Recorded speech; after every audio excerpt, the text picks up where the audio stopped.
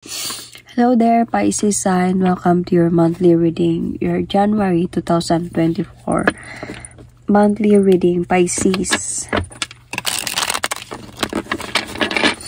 So, this is your love reading, Pisces. Ano yung mga pwedeng mangyari sa January 2024? Pisces sign, takes what resonates and leave the rest. Cross-watchers, pwedeng kayo to. At hindi sila Pisces sign. So, watch your other placement, guys. Your sun, your moon, your rising, your Venus sign. Dahil pwedeng mag-connect to itong reading na to doon, or pwedeng doon kayo maka-resonate at hindi dito. However, maka-resonate pa din kayo. So, Pisces, let's start. Ano yung kailangan nyo malaman this month of January 2024? Pisces, sun, moon, rising, Venus. Love reading. Pisces. Sun, moon, rising, Venus. Love reading, Pisces.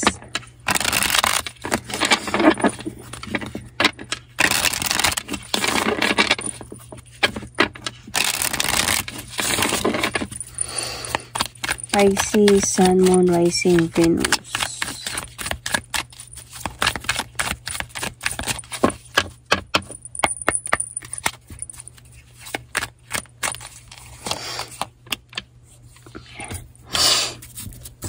Okay. Oh, the Devil card. Okay, Pisces sign. You might be dealing here with a Capricorn or Aries, Sagittarius, Leo, Sun, Moon, Rising, Venus. Pisces, I can see an argument. I can see not argument. I can see a stress. Okay? Dito sa inyo. Through this toxic relationship, but the person remains to you. Nandyan siya, nagmo-move forward siya towards with you, nagpaparamdam siya sa'yo, pero stress ka na sa sitwasyon ninyong dalawa. Toxic na, may mga lies na, possessiveness, jealousy, overthinking, something like that. So, I can see here, parang sa point na your person became so easy-go-lucky, wishy-washy sa mga nararamdaman mo. You are sensitive, right, Pisces? And seems like your person don't care about this. Parang hindi ka niya naiintindihan na ganun ka ka-sensitive na tao na kailangan kang alagaan, kailangan kang mahalin ng maayos, kailangan isipin at ramdaman niya yung mga sensitivity mo. And seems like this person is just being so wishy-washy. So, you are the one who is suffering here. You felt that this relationship is already toxic, full of jealousy, possessiveness, controlling, and stress, you know. But you still want to have a new beginning with this person, kaya nandyan ka pa din. You are still in connection with this person, willing to fight for this relationship because siguro ang dami ng pinagdaanan, or you're very much connected to this person. Might be you want this person in your life, so you're still there, okay, even though bad trip ka na. So, Pisces, let's see more.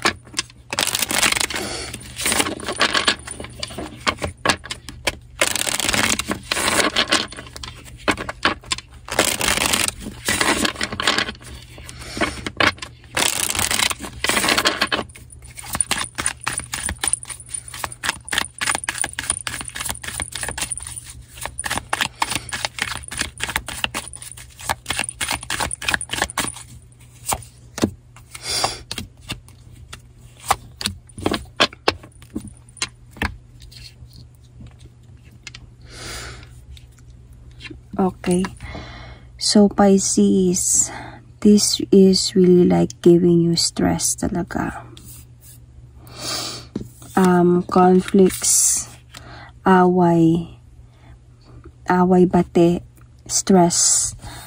I can see that there is a positive dito na reason is cheating.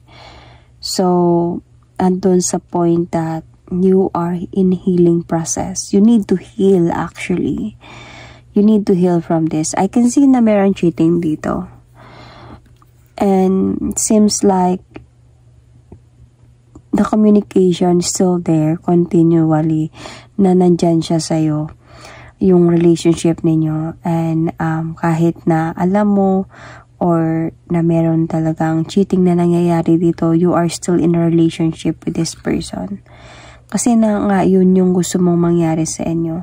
Pero feeling ko Pisces dito sa'yo, dahan-dahan kang umaalis. Dahan-dahan kang nagkakaroon ng realization sa sarili mo. Okay, might be while you are also inside this relationship, you are also healing. You know, while parang adun ka sa point na feeling ko you are preparing yourself na time na when you were going to go out from this, parang strong ka na hindi ka na nagdadalawang isip, hindi ka na naawa sa kanya, like to the point na parang no doubt ka na kung aalis ka sa sitwasyon nito one day, prepared ka na.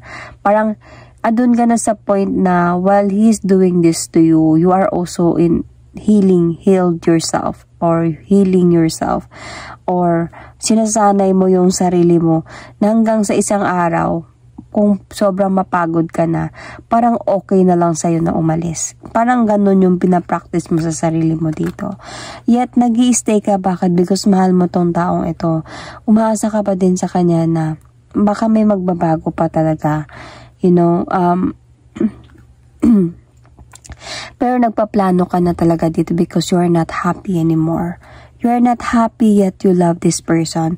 Andun ka sa point that there is already some clarities about cheating. And however, itong person na to nandyan pa din naman siya sa'yo. All you really wanted here, Pisces, is for this person to be matured enough to think that you are worth it, your relationship is worth it, and ang kailangan niyang ayusin, maging matured enough to handle your relationship, to give you stability, you know, matatag na relasyon. Yung pagbabago, yun yung maging matured enough na siya to stand na bilang partner mo na mali yung mga ginagawa ko, kailangan ko magbago na. While you are still inside the relationship. Yung, alam mo yung hindi kailangan na umalis ka, hindi kailangan na maghiwalay. Yung ma-realize niya habang nandyan ka, sa lahat ng mga ginagawa mo sa kanya, kahit nag-aaway kayong dalawa, kahit na-stress ka, kahit may times na hindi mo siya kinakausap, dahil nga gusto mo muna mapag-isa, you really wanted this person to realize, you know, your worth, okay? Kaya nga even if ganito na yung situation ninyo, medyo toxic na, nandyan ka pa din. Pero you are also preparing yourself na what if maghiwalay talaga kami. Nandun ka sa point na dahan-dahan mong hinihilom yung sarili mo kahit nasa inside of the relationship ka, Pisces sign. Okay. Let's see what you need to know about this connection.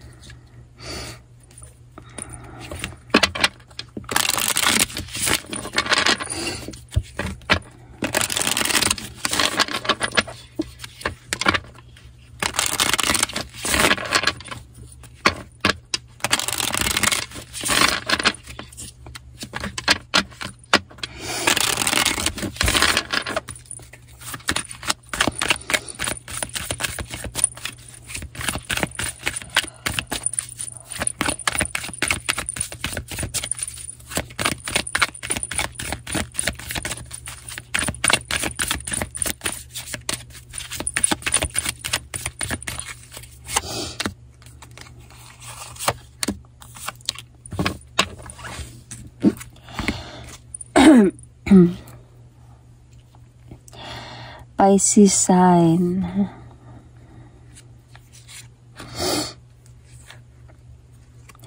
Pisces sign, I can see ito yung kailangan mong malaman. Magkakaroon talaga dito Pisces sign ng clarity that this person has another person in his or her life. Okay, baka wag lang sana buntis. Okay, the buntis is not for everyone, only for the few people. malaki na meron talagang confirmation na may nabuntis. Baka nga ganun kasi nandito yung Empress card. So, this is what you need to know. And magkakaroon talaga to ng clarity, Pisces. I can see here that through the effort na gagawin mo para maging masaya lang kayo, I think ang kalalabasan nito is pagod para sa'yo. Mapapagod ka talaga sa kakahintay kung kailan siya mag-effort sa'yo, kung kailan kayo maging masaya. At dun sa point na hindi niya even alam na kung sino yung pipiliin niya, lalo na kung may nabuntis to. Because you really love this person, even you don't know which way to go. To move forward and never look back, or to stay. And to let this person choose between you and that other person. Kasi meron talagang cheating na nangyayari talaga dito. Might be nga sana wala lang buntisan na nangyari, pero some of you could have, you know. So, I can see here, Pisces sign, that isa dito sa inyo ang aalis. Might be this, your person will going to walk away calmly, tahimik sa sitwasyon, to offer victory to somebody else, and hindi kayo mag-uusap nito. So, sobrang masakit to para sa'yo, Pisces, ang pwedeng mangyari nito. Kasi parang you are expecting on something. You know, Pisces really love imagining. So, ito yung mahirap sa kanila. Not all that they imagine are positive. You know, not all they are imagine. Sometimes nag-i-imagine sila ng hindi maganda and end up into manifesting this. Kasi malakas yung intuition ninyo So, parang andun sa point, sometimes in they are imagining of positive outcome, yet ang lumalabas is hindi. Parang mali yung expectations. May mga ganun din na nangyayari. So, dito sa reading na to, nakikita ko, you are expecting that much. Yet, this person, umalis siya para doon sa isa. And sobrang mabigat to sa'yo. Sobrang ang hirap. Sobrang parang sa'yo pinagsisihan mo kung bakit ka pa nagstay. Parang ganun. And, pero, you wanted the justice about this person, about the situation, about what this person did to you. Kasi sobrang masakit para sa'yo ang mga nangyari.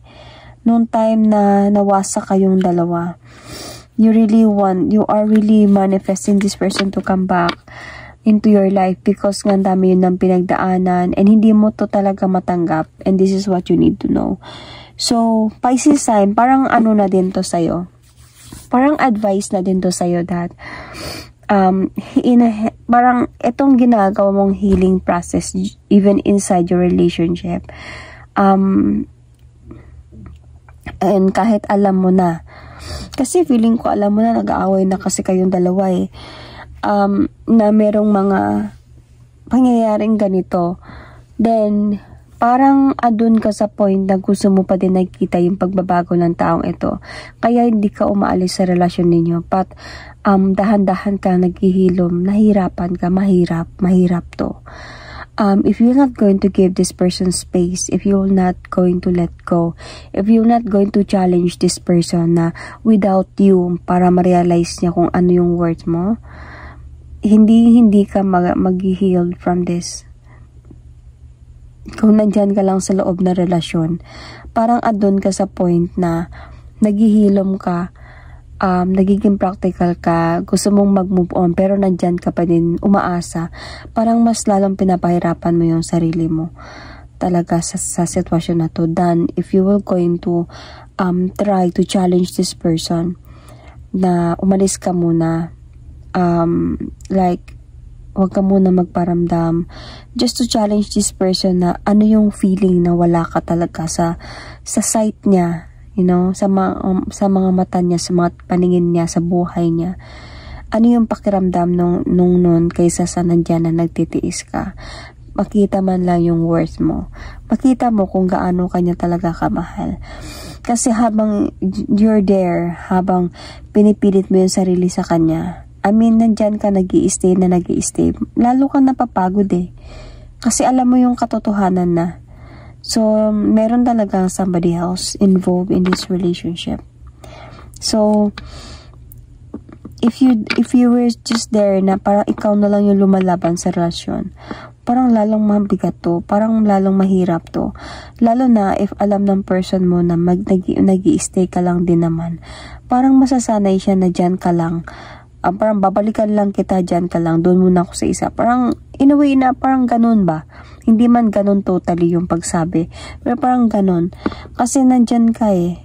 So, you should think for a challenge na ipapa-challenge sa taong ito para hindi niya gagawin to sa'yo.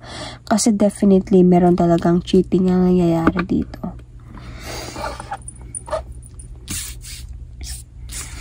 So, ano yung positive outcome dito, Pisces?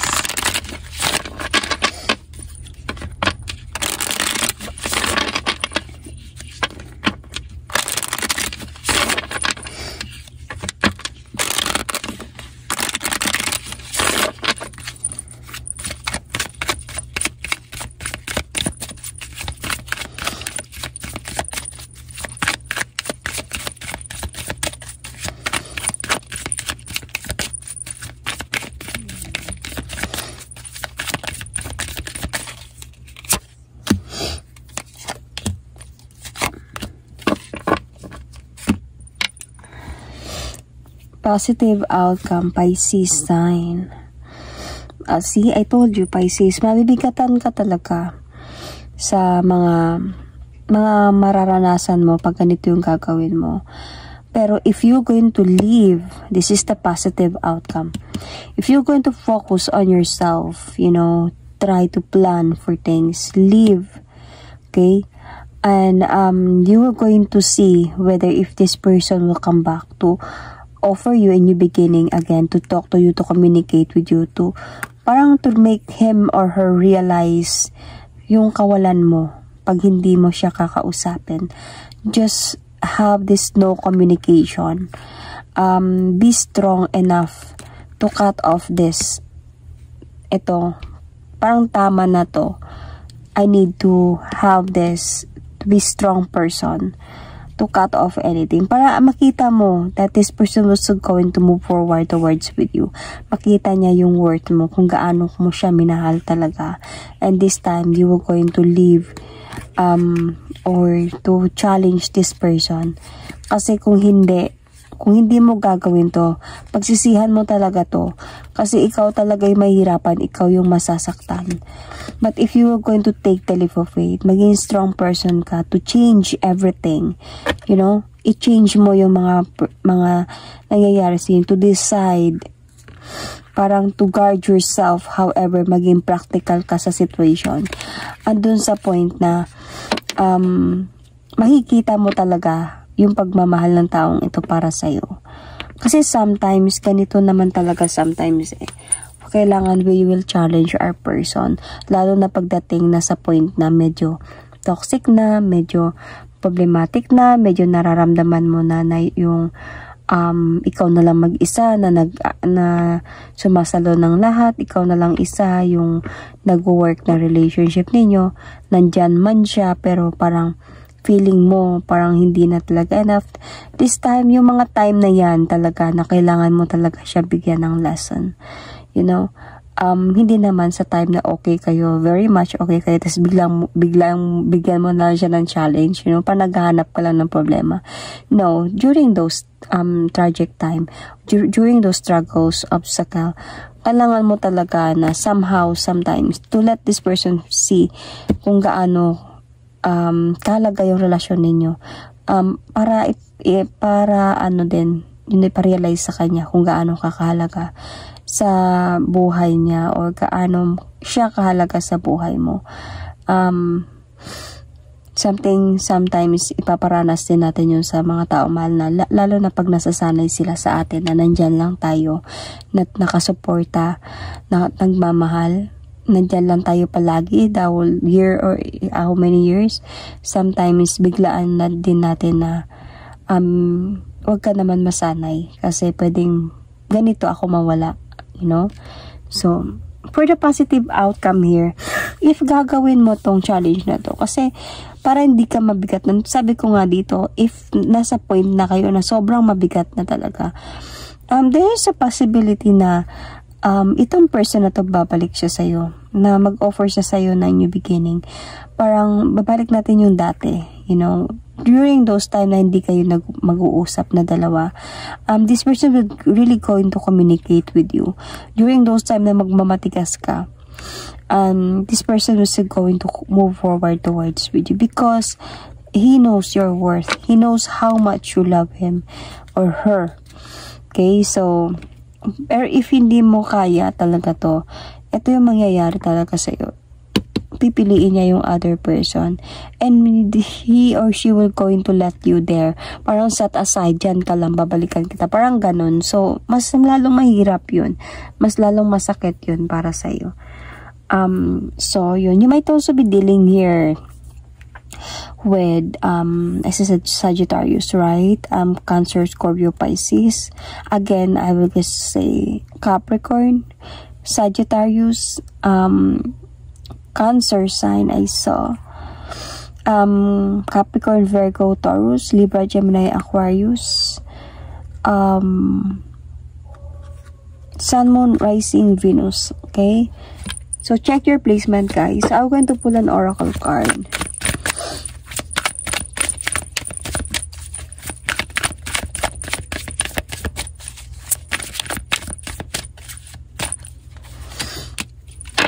Wow, Pisces, they are the one you already met, the romantic partner you seek.